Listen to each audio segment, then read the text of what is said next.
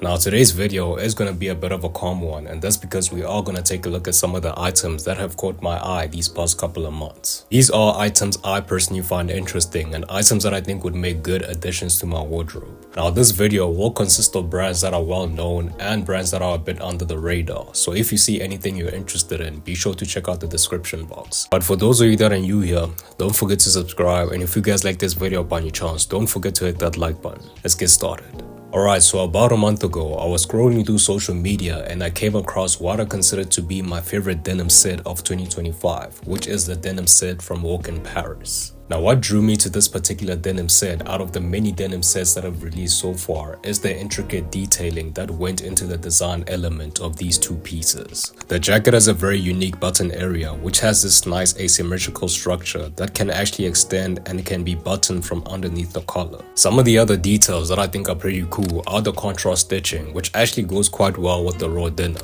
There's also the W embroidery on the chest pockets and the tan leather tab at the back. When it comes to the pants, you do have the option of going for either jeans or shorts, but keep in mind that both of these pairs of pants are very similar in design.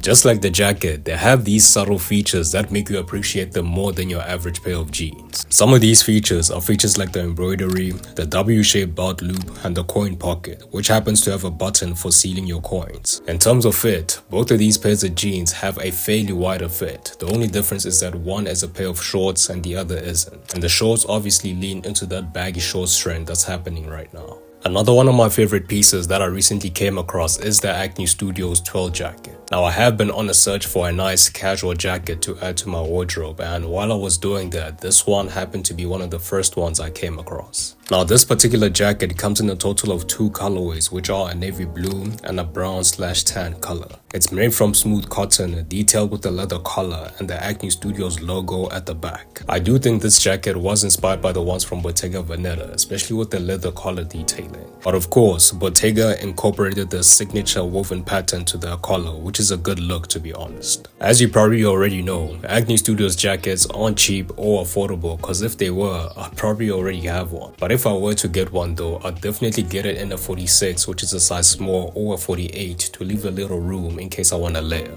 The next item are these barrel jeans from Porter James Sports, and in my opinion, these are a beautiful pair of jeans. Now if you follow the channel, then you probably already know that one item that I think everyone should have in their wardrobe is a solid pair of good quality jeans. And this should be jeans that can be worn on any occasion at any time of the year.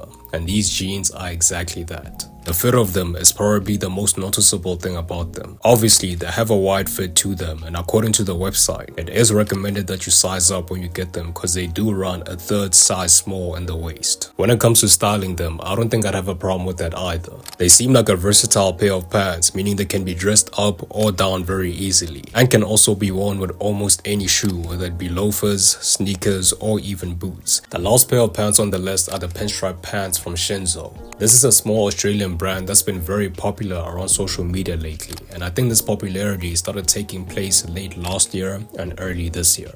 Now Shenzo has been a favorite for many people in the streetwear community, and that's mainly due to their captivating visuals and lookbooks. The style of clothing is a mixture of wider, baggier silhouettes and office wear, and so far they have released some pretty decent pieces, some of which include their famous fireman clasp jacket and the pinstripe pants. Now if I'm being honest, I've never really been a fan of the pinstripe pattern. I don't even know how I would personally style these, but what drew me to these pants specifically is the fact that the pinstripe pattern isn't as apparent as the other patterns I've seen on social media.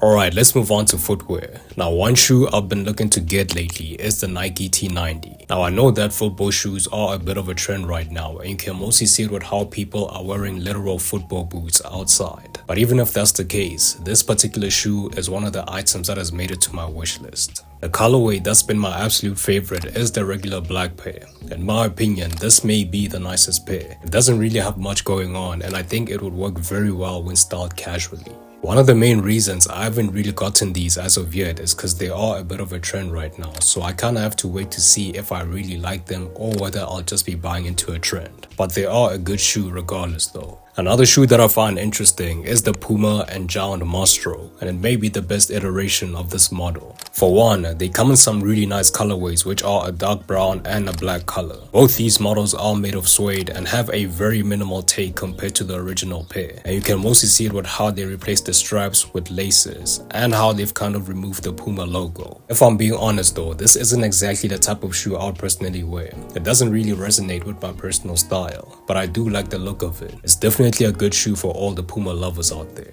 Alright, let's move on to accessories. Now, one accessory that's been my absolute favorite and is probably top 5 on my wish list is the Coach Empire carry-all bag. Bags are an item that has taken over the fashion space lately, especially in menswear, and just like I mentioned earlier, this one is one of the few that has managed to stand out. This bag does come in a few colors and sizes, and personally, if I were to get one, I'd definitely get it in this brass and merlot colorway in a size 40. I think it's a beautiful color to be honest, and getting it in a size 40 would definitely give me enough storage for my daily essentials. I also like the faded detailing that comes with this particular colorway. It's definitely a very unique look compared to other bags, and it also has that vintage feel to it. The last item that I definitely need is a cap, and currently I don't think there's a brand that does it better than Local Space. Now this is a brand that mainly focuses on headwear, mostly caps and beanies, and they're heavily inspired by the people, places and culture that they encounter on a daily basis, hence the name Local Space. They have released a few collections that I think are just great in my opinion, so much so that it has become very difficult for me to pinpoint which one I'd actually go for.